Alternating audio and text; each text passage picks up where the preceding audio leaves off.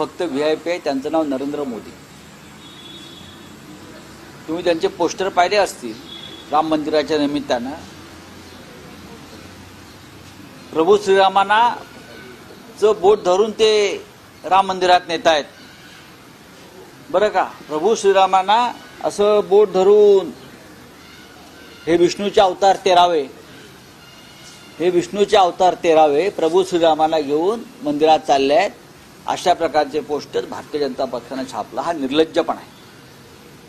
हा, ते प्रधानमंत्री आहेत, ते भाजपचे नेते आहेत, पण हे जे आहे हे कोट्यावधी रामभक्तांच्या भावना दुखावणारं हे पोस्टर आहे. ह्याच्यावर आधी बोला आपण.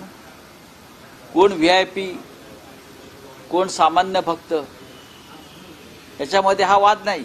आम्ही सगळे सामान्य भक्त आहोत म्हणून आम्ही अयोध्येच्या लढ्यामध्ये उतरलो. तेव्हा आजचे व्हीआयपी कुठे होते? तेव्हा आजचे व्हीआयपी जे आहेत हे ढुंगणाला पाय लावून पळून गेले होते. अशा काखावर करून आमचा काय संबंध नाही अयोध्या लढ्याशी, बाबरी आम्ही पाडली नाही अशा काखावर करून धावत होते. तेव्हा माननीय हिंदुहृदय सम्राट बाळासाहेब ठाकरे यांनी गर्जना केली, होय ते शिवसैनिक असतील तर मला त्यांचा अभिमान आहे.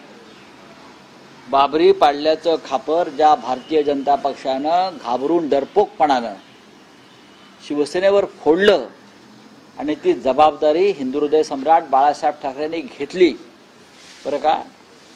तेव्हाच कळलं हिंदुत्वाच्या बाबतीमध्ये व्हीआयपी कोण आणि ढोंगी कोण हे आता यांना कंठ फुटलेले आहेत.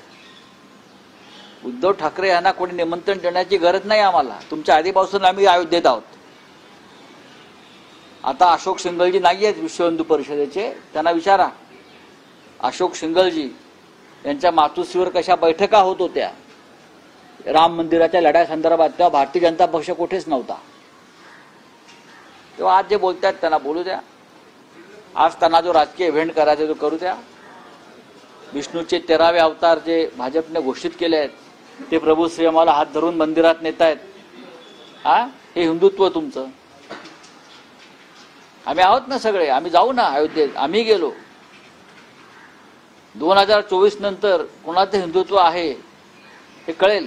देवेंद्र फडणवीस म्हणतात तुमच्या छाताडावर बसून राम मंदिर बनवले. तुमची छाती आधी मोजा. 22 तारखेला आहे. हा, हिम्मत असेल तर 22 तारखेला. अरे सोडा हो, तुम्ही कसली आव्हानं देताय? हे डरपोक सगळे बाबरीचे घुमट कोसळतात पळून जाणारे लोक आम्हाला कसले चॅलेंज करतात? बाबरीचे घुमट कोसळतात जे पळून गेले बरं का, ढुंगणाला पाय लावून. आय रिपीट, बाबरीचे घुमट कोसळतात जे पळून गेले, ज्यांना घाम फुटला आणि जे म्हणू लागले हे आमचं काम नाही, हे आमचं कृत्य नाही बरं का, आम्हाला माफ करा. तेव्हा बाळासाहेब ठाकरेंनी, तेव्हा तुमची हिंमत कुठे गेली होती? तेव्हा तुमची ती छाताडं कुठे गेली होती? तेव्हा ती किती इंचाची होती आम्हाला माहित नाही. तेव्हाची छाताडं तुमची आता फुगली असतील सत्तेमुळे. सत्तेमुळे आता 56 इंच, 58 इंच, 60 इंच आता झाली असती. पण तेव्हा तुमची छाताडं कुठे होती? जेव्हा हिंदुहृदय सम्राट बाळासाहेब ठाकरेंनी जबाबदारी घेतली त्या संपूर्ण लढ्याची, तेव्हा हीच छाताडं होती ना पिचलेली. तेव्हा तुमची मनगट सुद्धा पिचली होती आणि छाती सुद्धा पिचली होती. आम्हाला शिकवू नका हिंदुत्व. हा सत्तेचा माज आम्हाला दाखवू नका. प्रभू श्रीरामांचा आम्ही भक्त आहोत. आम्ही कोणत्याही स्वार्थाशिवाय हा लढ्यामध्ये शिवसेना उतरली होती. बाळासाहेब ठाकरेंसह संपूर्ण शिवसेना त्यात सहभागी होती. आणि ज्यांनी पलायन केलं मैदानातून, ज्यांनी पलायन केलं हिंदुत्वाच्या मैदानातून, त्यांनी आम्हाला हिंदुत्व शिकवण्याची गरज नाही. सर, काल मुंबईवरून पुन्हा एकदा वक्तव्य केलं.